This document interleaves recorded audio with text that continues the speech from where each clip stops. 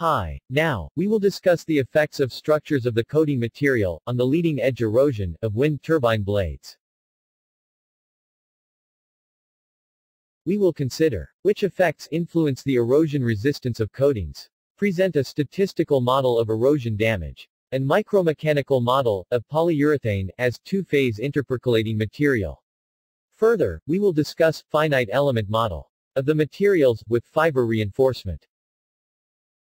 The leading edge protection of wind turbine blades consists usually of several layers, including so-called putty, and the coatings. The degradation of these layers determine how the blade erodes. In turn, the erosion of these layers depends on their internal microscopic structure. Which physical mechanisms control performance of anti-erosion coatings? We carried out literature study and identified main mechanisms controlling the coating damage resistance. Among them, one should mention viscoelastic damping, wave reflection on interfaces, wave scattering on inclusions, surface structures. One important factor is the thickness of coatings. The thicker is the coating, the more is the wave decay. The amplitude of impact stress waves, caused by rain droplet impact, is reduced when the wave travels through the thick coating.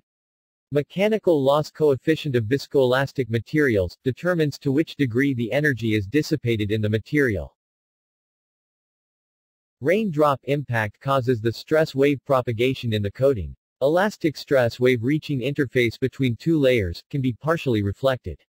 The part of energy reflected depends on the acoustic impedance mismatch of the layers. Inclusions or particles, distributed in the coating layer, can also dissipate the impact wave energy. However, in our earlier studies, we observed that erosion is in fact a random, statistical process. Let us look here at the statistical model of erosion. Our colleague Soren Pfeister studied the microscopic mechanisms of erosion in X-ray studies.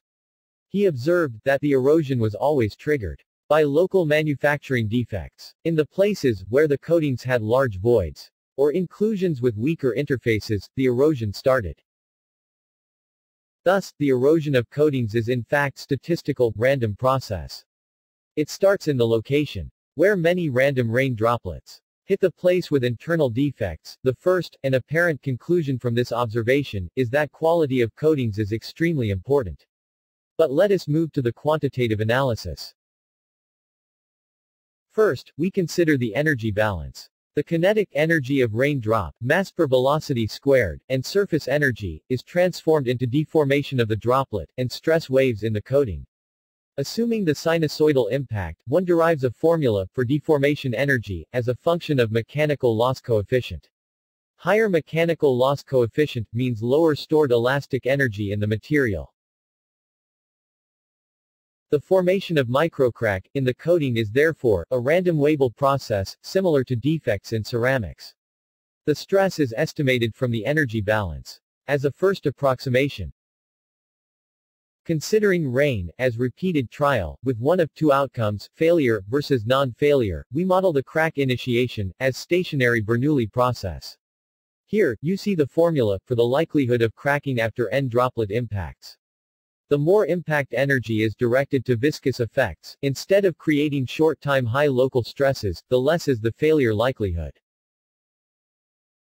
Now, let us look at the material structure aspect.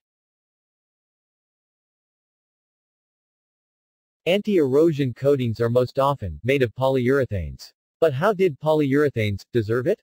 Polyurethane demonstrate excellent properties, thanks to phase segregation of hard and soft segments. Polyurethanes are in fact composites, and their properties can be optimized by changing morphology and properties of phases.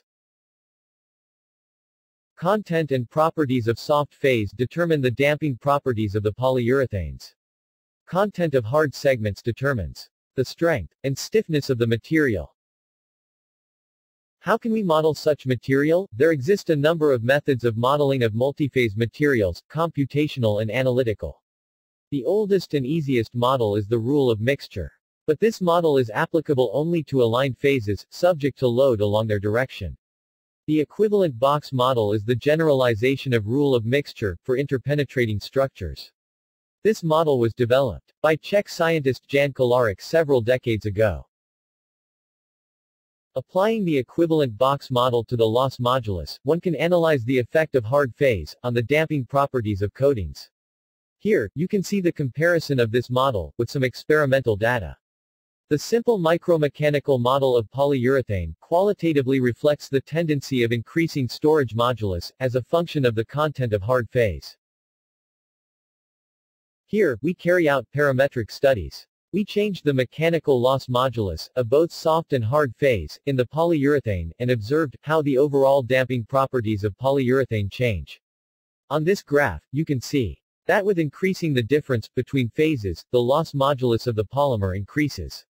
In other words, if one makes the soft phase very soft, almost honey-like, and the hard phase harder, the better are the damping properties of the coating material. It will have also better anti-erosion performance. There are also other materials with interpenetrating structures, which have a great potential as coating materials. Among them, pulp or fiber reinforced polymers should be mentioned. In several works, it was demonstrated that introducing epoxy to form polyurethane epoxy interpenetrating polymer network leads to higher strength and toughness of the material. Other interpenetrating materials, for instance with carbon nanotubes, or Kevlar pulp reinforcement, have great potential for anti-erosion coatings. In our another presentation, we will discuss the potential of Kevlar pulp engineered coatings for erosion protection. In order to make our studies more detailed, we developed a micromechanical computational model of a polymer coating with interpenetrating structure. The model consists of several elements. Solid and liquid impact model. Submodel with embedded pre-defined structures. Random rain scenario. The codes were developed as Python command files and can be modified to simulate various conditions and materials. The first code generates a 3D abacus model, which we call ball hits box. The box, made from composite, is covered by 3 layers of coatings with different properties and thicknesses. The model parameters can be easily modified, including the ball size, materials properties, impact direction, dimensions.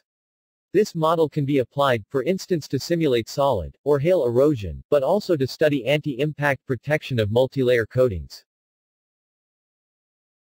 The second code should run after the first, Model 1 code. It modifies the model, creates the Eulerian domain on top of coated box, and defines rain droplet as Eulerian region in the same place as the ball. This code is under development now. As a next step, we run a submodel, which includes microstructures of coatings. Here, you can see an example of submodel with randomly arranged voids. How did we develop a unit cell model with curved fibers and voids? This slide can be interesting for the specialists in computational materials science, and not so much for wind energy specialists. So, we will keep it short. Each fiber is generated as sweeping along wire spline. Then, the fibers are moved and rotated. The structures are generated by series of Boolean operations, with cutting overlapping volumes and merging the formed shapes. For simplicity, we used a box macro model, not a full model with droplet, and several layers coating. The box represents a small volume, under the droplet contact. First, the submodel contained only voids, 5, 10 or 20. The void radius was 0.3 mm. As expected, the voids create local stress concentrations, increasing the local stresses by 30 to even 100%. How the stress state is changed, if the material contains both stiff fibers and voids. Most of the load is borne by fibers, as expected. While addition of voids increases the local stresses drastically in homogeneous polymer, the stress near voids is increased much less, in the polymer with fibers. The material with fiber pulp is therefore much less sensitive to the voids and defects. It should be noted that this conclusion was obtained for fibers with perfect attachment to polymer. Let us compare the observations with some experimental data. In several works, it was shown that interpenetrating structures with carbon nanotubes, Kevlar pulp, various polymer networks, demonstrate drastically improved impact and wear resistance. The comparison with our own experimental data, especially for rain erosion, is underway now. Let us summarize the conclusions. Theoretical analysis of the effect of coating microstructures on erosion is carried out. Both porosity and defects in the coating, and the structure of coating, have strong influence on the erosion resistance. Pores and defects trigger the erosion. Interpenetrating structure of coating material can reduce the negative effect of voids, pores and defects in the coating. Such interpenetrating structures are observed in segregated polyurethanes, or in pulp-reinforced polymers. Here, you can see the list of our publications in this area. Feel free to drop me a line, if you need some of them. Thank you very much for your attention.